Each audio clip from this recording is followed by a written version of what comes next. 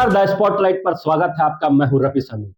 Jharkhand police को बड़ी सफलता मिली है। जी हां, कह सकते हैं कि झारखंड निर्माण के बाद से अब तक पहली बार टोटल 27 नक्सलियों ने एक साथ आत्मसमर्पण किया है। जी, बड़ी खबर है और बड़ी सफलता झारखंड पुलिस की है। अब तक नक्सलियों के द्वारा आत्मसमर्पण की जाती रही है, लेकिन इतनी बड़ी संख्या में आत्मसमर्पण एक साथ ये पहली बार देखने को मिल रही है।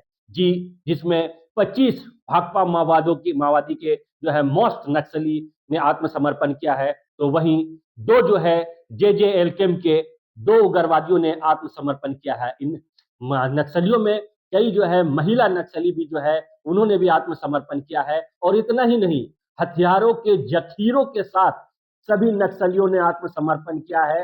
हथियारे को के जखीरों को भी जो है पुलिस के समक्ष रख दिया है। उन हथियारों में कई अत्याधुनिक हथियार, इंसास जैसे हथियार है, जिसे नक्सलियों ने पुलिस के समक्ष रखकर अपने आप को आत्मसमर्पण कर दिया है।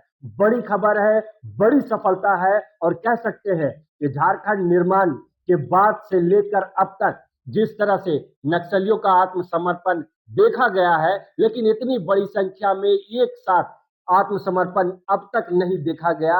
आज के दिन हम कह सकते हैं झारखंड के इतिहास के पन्नों के लिए खास रहा। और झारखंड के इतिहास के पन्नों में आज का दिन मेंशन होगा कि एक साथ झारखंड पुलिस को इतनी बड़ी सफलता मिली है कि जो पॉलिसी है सरकार की आत्मसमर्पण नीति के तहत, उस पॉलिसी से प्रभावित होकर के या यूं कहें उस पॉलिसी को फॉलो करते हुए इतनी बड़ी संख्या में नक्सलियों ने आत्मसमर्पण किया है। एक बार फिर से बताना चाहूंगा कि जिस तरह से टोटल 27 नक्सलियों ने आत्मसमर्पण किया है, उनमें कई महिला नक्सली भी है जिन्होंने आत्मसमर्पण किया है। और इतना ही नहीं, इन संख्या में कई ऐसे नक्सली हैं जो काफी इनामी नक्सली थे, जिनके पीछे सरकार जो है इनाम घोषित कर चुकी थी, जो सरकार के लिए, राज्य के लिए, देश के लिए एक बड़ा सरदर्द बने हुए थे। कुख्यात नक्सलियों की फहरिस्त में माने जा रहे थे, उन नक्सलियों ने आत्मसमर्पण किया है। तो वाकई में ये झारखंड पुलिस को एक बड़ी सफलता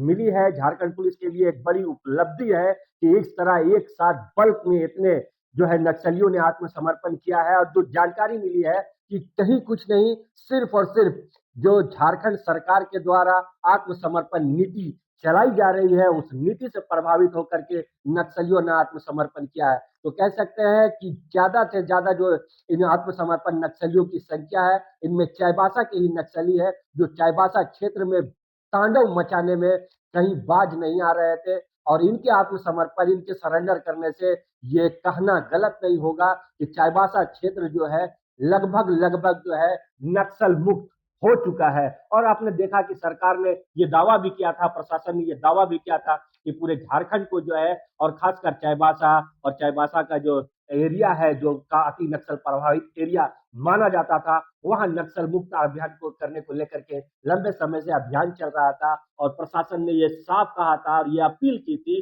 कि आप या तो आत्मसमर्पण करो, सरेंडर करो, या नहीं तो मारे जाओगे। तो ओवरऑल आप देख सकते हैं कि हाल के ही दिनों में जिस तरह से चाईबासा में नक्सलियों के खिलाफ जो अभियान चला, उसमें 10-11 नक्सली को जो है एक साथ मार गिराया गया।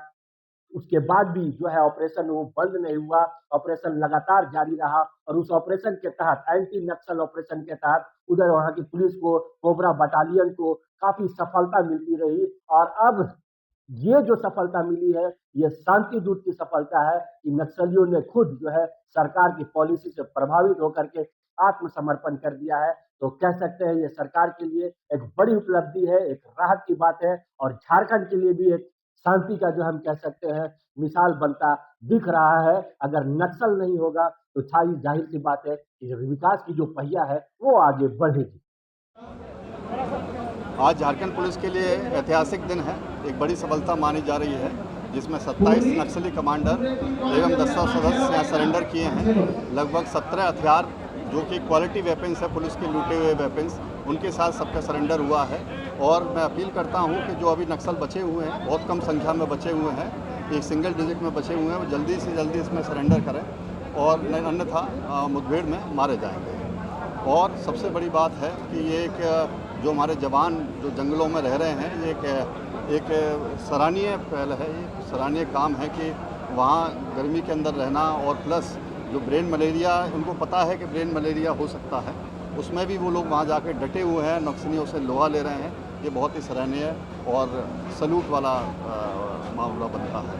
तो मैं अपील करूंगा नक्सलियों पे कि जल्द से जल्द सरेंडर करें, अन्ना इसी तरह से ऑपरेशन चलते रहेंगे और न्यूट्रलाइज करें।